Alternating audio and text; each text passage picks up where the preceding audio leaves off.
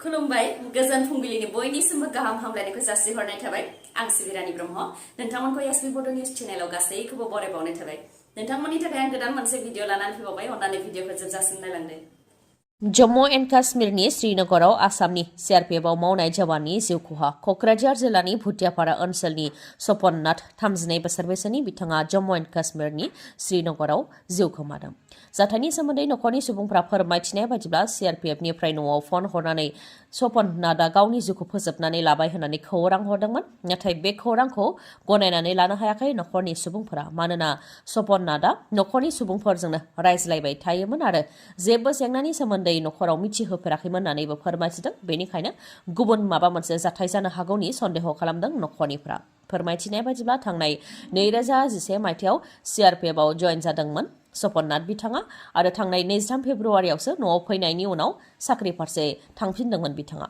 बेनि अनगायैबो थांनाय बावैसो सान सिगांसो शिलंनिफ्राय बिथाङा जम्मु एन्ड काश्मीरनि श्रीनगराव पस्टिं जाहैदोंमोन होननानै फोरमायथिदों थैनाय समाव बिथाङा गावनि बिमा बिसि आरो उन्दै फिसाखौ बे बुहुमाव एंगारलांबाय सीआरपीएफ जवान सपन नाथनि गोथै देहाखौ एयारलिफ्ट खालामनानै न'फारसे लाबोगासिनो दं होननानैबो मिथिहोदों फरायसालिफोराव दानिया फरायसा आरो फोरोंगिरिफोरनि एटेन्डेन्सखौ शिक्षा सेतु एपनि गेजेरजों खालामनो नांसिगोन बेनि थाखाय आसामनि समग्र शिक्षानि मिशन डाइरेक्टर मावख'निफ्राय गासै जिल्लानि एडिशनेल डिस्ट्रिक्ट कमिशनार एडुकेशन गासै जिल्लानि इन्सपेक्टर अफ स्कुल्स गासै जिल्लानि डिस्ट्रिक्ट एलिमेन्टारि एडुकेशन अफिसार आरो गासै जिल्लानि डिस्ट्रिक्ट मिशन कोअर्डिनेटरनिसिम लाइजामखौ हरदों लाइजामनि गेजेरजों बेखौनो फोरमायथिहरदों दि गासैबो फरायसालिफोराव दानिफ्राय फरायसाफोर आरो फोरोंगिरिफोरनि सानफ्रोमबोनि एटेन्डेन्सखौ शिक्षा सेतु एपनि गेजेरजों खालामनांसिगोन फैगौ 1 एप्रिलनिफ्रायनो बेखौ गोनांथार बा मेन्डेटरि खालामसिगोन बबेबा फरायसालियाव शिक्षा सेतु एपनि गेजेरजों एटेन्डेन्स होनायाव माबाफोर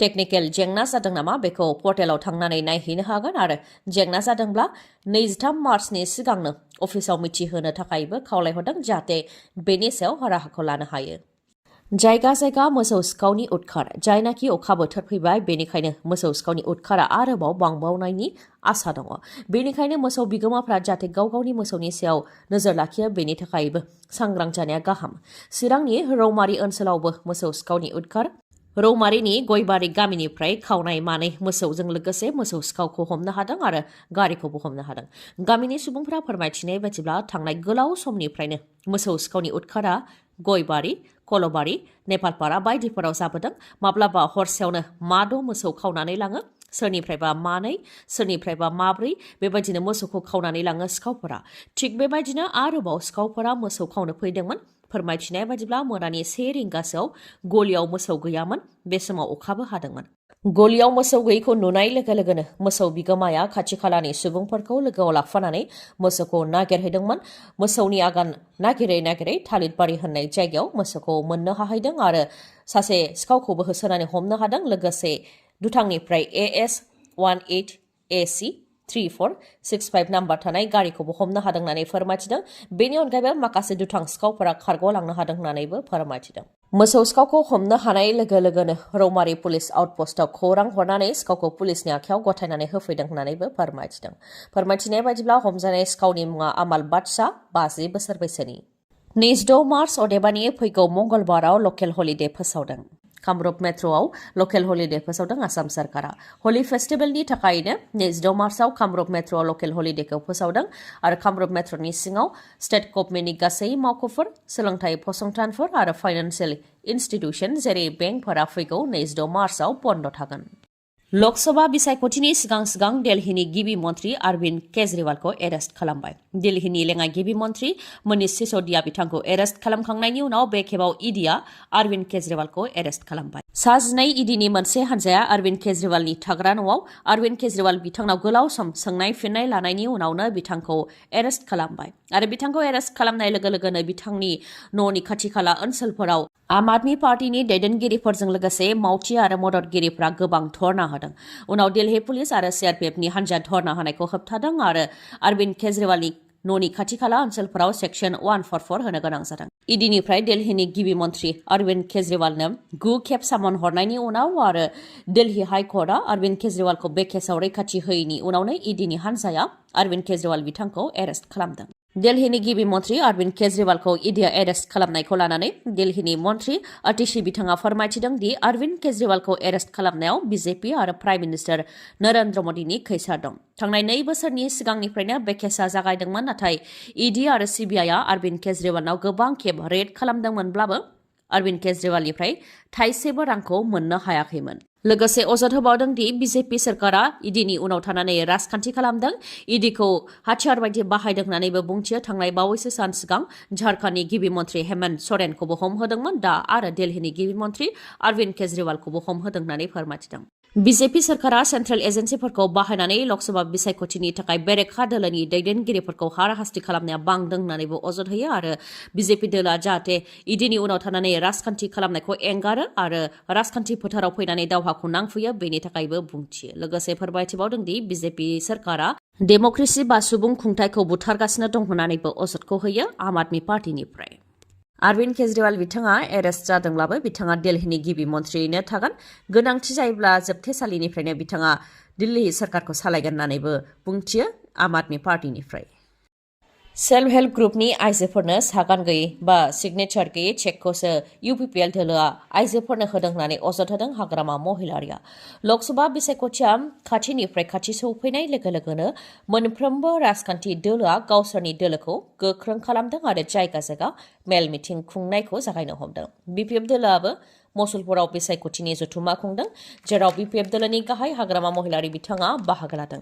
हाग्रामा महिलारि बिथाङा बाहागो लानानै इउपिपिएल दोलोनि सायाव गाग्लोबदों। बिथाङा बुंथिदों दि इउपिपिएलआ जेसेबांखि मेल मिटिं खुङाथों मानो बिथांमोनखौ सोर फोथायबावगोन। बिथांमोनहा मा साहसजों सागान गैयै चेकखौ सेल्फ हेल्प ग्रुपनि आइजोफोरनो राननानै होखो आरो गोबां जायगायावनो सागान गैयै चेकखौ आइजोफोरनो राननानै होनायनि फोरमान दं होननानैबो बुंथियो हाग्रामा महिलारिया। ओजोंहाय प्रमद बर' बिथाङाबो दलदै जिरायनानै थायाखै। लकसभा बिसायख'थिनि थाखाय मा खोथा बाथ्राखौ लानानै रायजो राजाफोरनि सेराव थांगोन आरो इउपिपिएल सरकारा बे 3 बोसोराव मा खामानि मावनो हाखो बेनि सायाव फोरमायथिदों। प्रमद बर' बिथाङा बुंथिदों दि इउपिपिएल सरकारा बे 3 बोसोराव एसेबां खामानि मावदों दि बेखौ खोन्थानो थाखाय 3 निफ्राय 4 घन्टा समय नांगोन।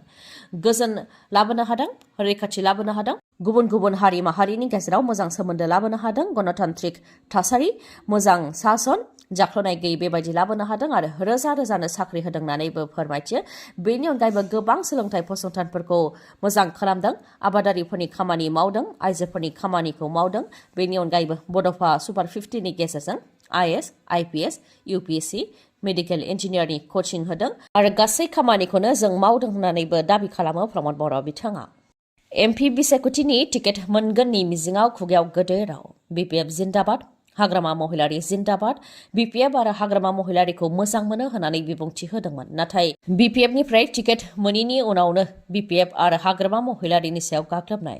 जेब्ला बिपिएफ दोला पेनेल लिस्टआव पृथ्वीराज देबमेसनि मुं फोसावदोंमोन अब्लानिफ्रायनो पृथ्वीराज देबमेसआ बिपिएफ दोलोनि गेजेरावनो अर लागायनानै होदोंमोन।